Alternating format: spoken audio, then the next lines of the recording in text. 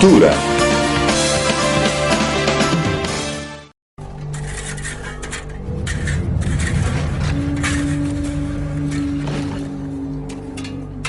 En las afueras de Lima, Perú, los cadáveres emergen de la arena.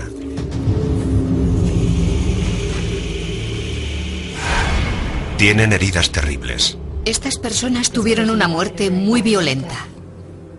Estos esqueletos pueden revolucionar nuestra comprensión de uno de los acontecimientos más importantes de la historia del mundo: la conquista española del Imperio Inca. Durante 500 años, para comprender lo que había pasado, hemos tenido que confiar en las crónicas escritas por los conquistadores españoles. Esas crónicas nos describen cómo en 1532 Francisco Pizarro llegó a la frontera del Imperio Inca con algo menos de 200 hombres. Desde entonces, los historiadores se han sentido intrigados por los sucesos que ocurrieron a continuación. Cuando los mensajeros incas propagaron por el imperio la noticia de la diminuta invasión, ¿por qué no se movilizó el enorme ejército inca? ¿Cómo pudo un puñado de aventureros españoles poner de rodillas a la mayor civilización indígena de Sudamérica? ¿Fue debido a la inmensa superioridad de las armas españolas? ¿Fue debido a las enfermedades europeas frente a las que los incas no tenían defensas? ¿O fue por otra razón? Puede que la respuesta esté en estos esqueletos. Por primera vez, la ciencia puede abrir una ventana a los acontecimientos reales de la conquista del Perú. Los descubrimientos son asombrosos. Creo que estamos ante la primera herida de bala del Nuevo Mundo. Una historia de conquista jamás contada.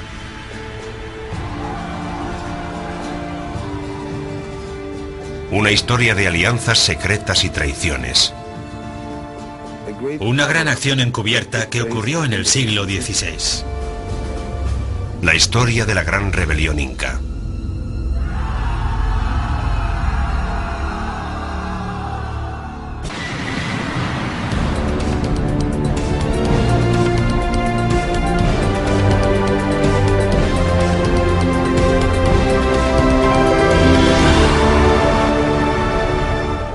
La gran rebelión inca.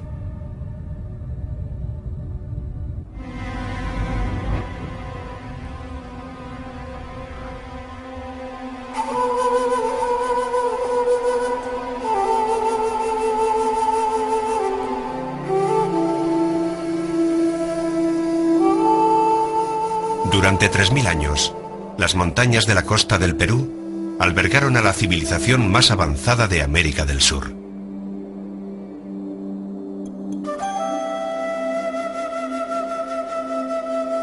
El Imperio Inca fue el último de los muchos que surgieron y cayeron en Perú, y fue el más grande.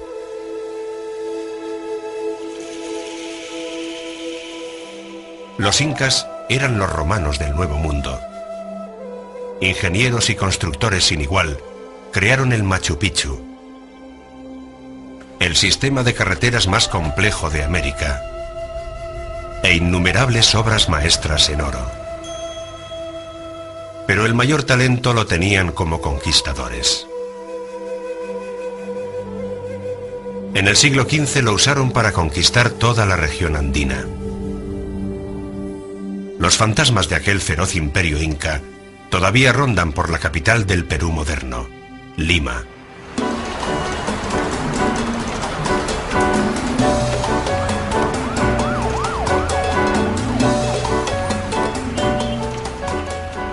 La Lima del siglo XXI es una ciudad bulliciosa de 9 millones de habitantes. Pero bajo los cada vez más extensos barrios de chabolas, yace capa sobre capa el viejo Perú muerto.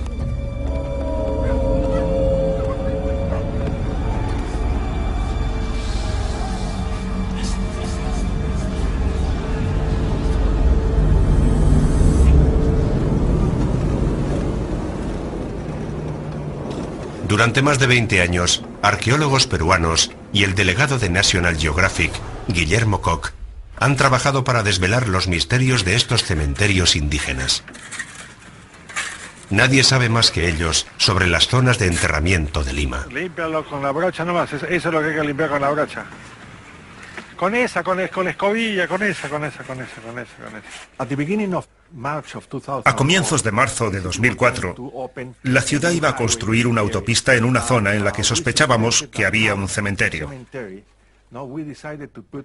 Decidimos hacer una zanja para comprobar si era o no un cementerio. El yacimiento que Guillermo estaba investigando era una colina sin aparentemente nada especial, situada a las afueras de Lima, llamada Puruchuco. Se puso a trabajar con su colega de muchos años, la arqueóloga Elena Goicoechea. Hola, Willy. Hola, Elena, ¿cómo estás? Al poco tiempo su zanja de prueba ofreció resultados.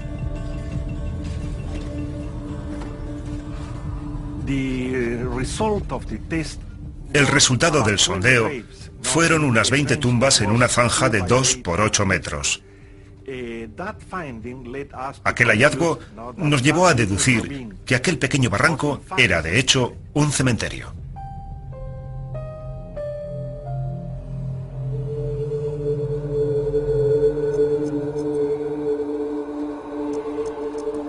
Al principio el cementerio de Puruchuco parecía muy similar a otros que Willy y Elena habían excavado. Los cuerpos estaban enterrados a intervalos regulares, sentados en cuclillas mirando hacia el sol naciente. Esa es la pauta clásica de los enterramientos incas. Pero al cabo de poco tiempo comenzaron a aparecer anomalías extrañas.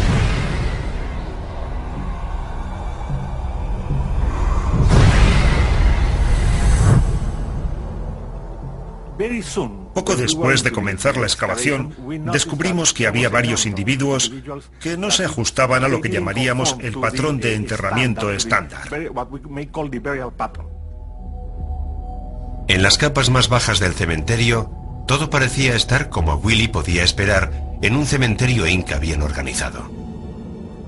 Pero en la parte superior, había una capa de cadáveres enterrados cerca de la superficie que no se parecía a nada de lo que él y Elena habían visto hasta entonces. Sí, porque la proyección del fardo va... El cadáver se extiende hacia este lado. Mira hacia el oeste. Normalmente debería mirar en esa dirección, este. La orientación está mal, igual que en los otros. Cuantos más cadáveres descubrían, más sorpresas encontraban. Se habían arrojado cuerpos de forma caótica, encima de los cadáveres del cementerio tradicional inca.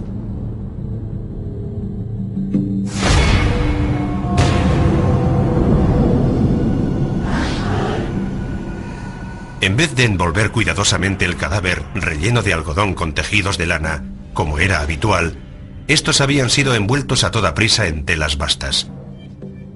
Estaban tendidos sobre el costado o la espalda, algunos boca arriba, algunos hacia el oeste. Ninguno estaba acurrucado y mirando hacia el este, siguiendo la forma tradicional inca. Era evidente que no habían seguido los rituales de enterramiento. No tenían ofrendas adecuadas.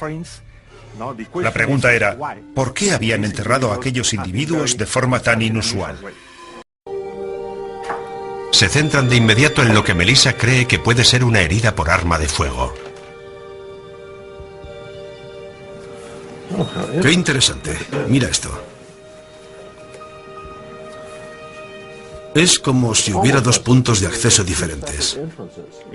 Prácticamente tenemos la trayectoria, un ángulo de 30, 45 grados quizá. Golpeó en un ángulo más o menos así. Por lo que respecta a la energía, tenía energía suficiente como para hacer un orificio en el cráneo. Pero no tanta como para romper esto de aquí. Los 19 o 20 kilojulios de energía habituales en el impacto de un arma moderna no dejan restos como este. No dejan fragmentos. No, quedan completamente pulverizados. La bala simplemente hace un agujero en el hueso y deshace el hueso al pasar. Este no es el caso. El fragmento de hueso desprendido por el impacto indicaba una fuerza de impacto mucho menor que la de cualquier arma de fuego actual. pero podía corresponderse al impacto mucho más débil de un arcabuz del siglo XVI. De hecho, el fragmento de hueso tenía una marca cóncava que sugería una bala de mosquete. Sorprendente, muy sorprendente. ¿Podría ser de un arma de fuego? Podría. Para probarlo, tenían que usar instrumentos más complejos, comenzando por un SEM, un microscopio electrónico de barrido. Lo que vamos a hacer es efectuar un barrido con el microscopio electrónico. Y si encontramos alguna partícula pequeña, usaremos rayos X para conocer su composición.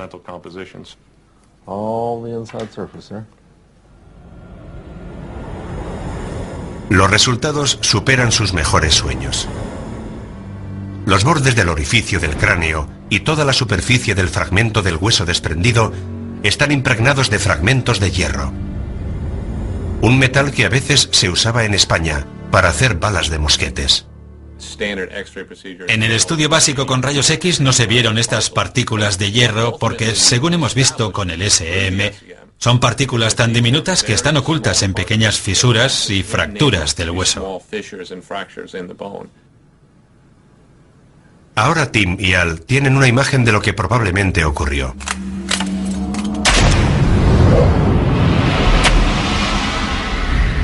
Cuando la bala de mosquete golpeó la parte posterior del cráneo y atravesó la cabeza, dejó fragmentos de hierro profundamente clavados en el hueso, que han permanecido allí durante 500 años.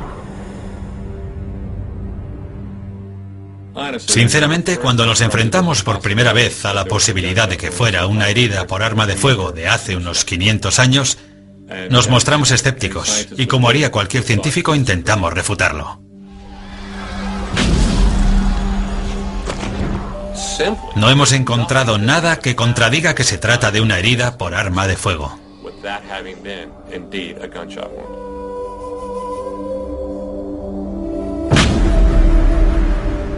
Se trata de un descubrimiento increíble.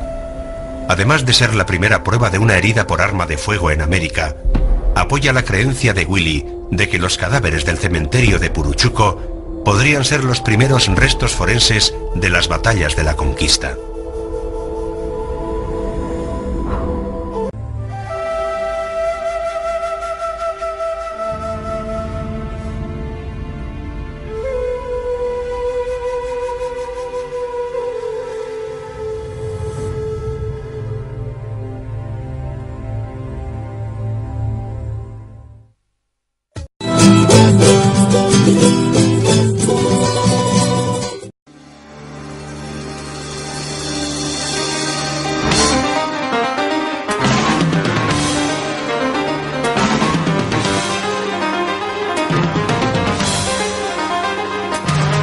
Transmite ILTV, una nueva alternativa en televisión.